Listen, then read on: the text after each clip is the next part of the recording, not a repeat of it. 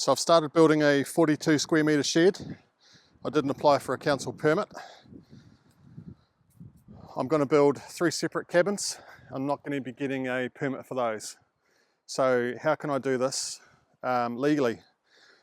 Well, if you want to watch the progress I've done so far, and I'll talk about the rules for this afterwards. I didn't think it would be this hot today. I think I'll come back tomorrow morning and do some filming instead.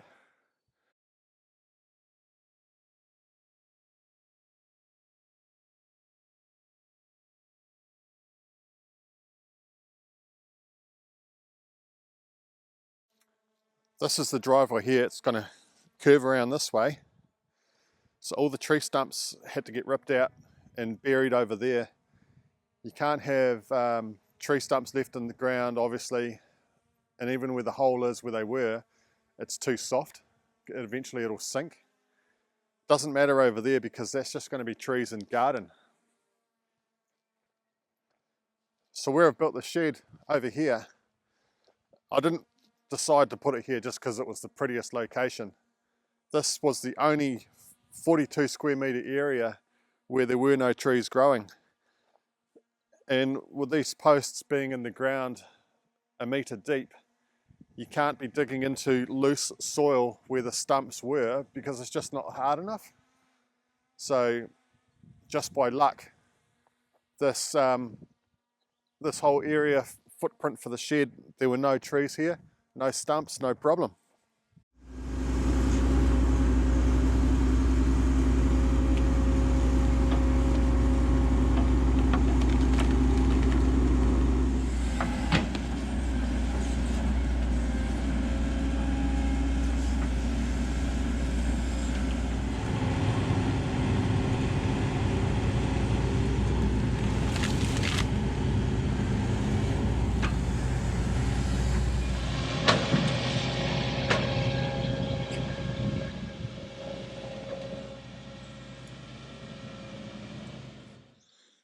When we dug out for the front of the shed, a natural spring came out of the ground. You can see we've put a drain in there to drain it off. When these trees were growing, there was no wet ground here ever. And I can only think that they were probably soaking up the water. One fully grown pine tree will take up between 400 and 500 litres of water per day, which is quite incredible. So the trees were taken down, there was nothing to soak up the water, so it just started seeping out the ground. It's not ideal, but it's not a huge problem either. It's probably going to cost $500 for an overflow pipe to put into this drain, plus some drainage gravel as well. I guess that's one of the things people don't think about when they're building. All these little extra hidden costs that you just never knew might have popped up. So that's that drain carrying on through there. So this area I'm walking on now, this is where the 2 small cabins are going to be.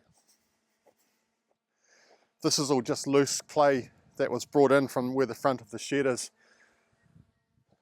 So it's not hard enough to put piles down into, so I'm just going to build these cabins on skids. And I can raise them really easily. I can move them if I want, which might be helpful for future use if I want to change location of them.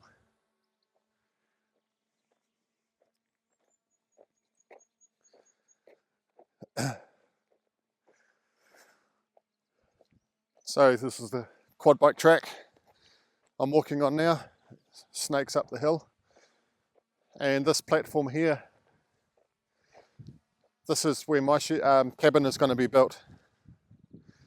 Plenty of room here.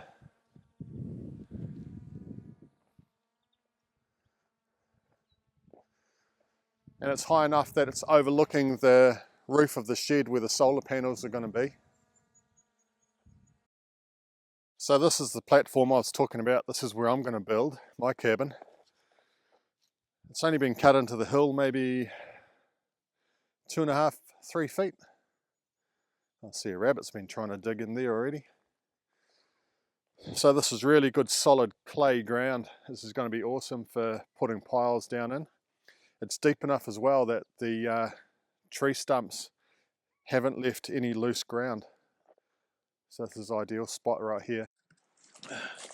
Forgot to put my arm in the sling yesterday. Certain people who might watch that will tell me off, but got it in the sling today.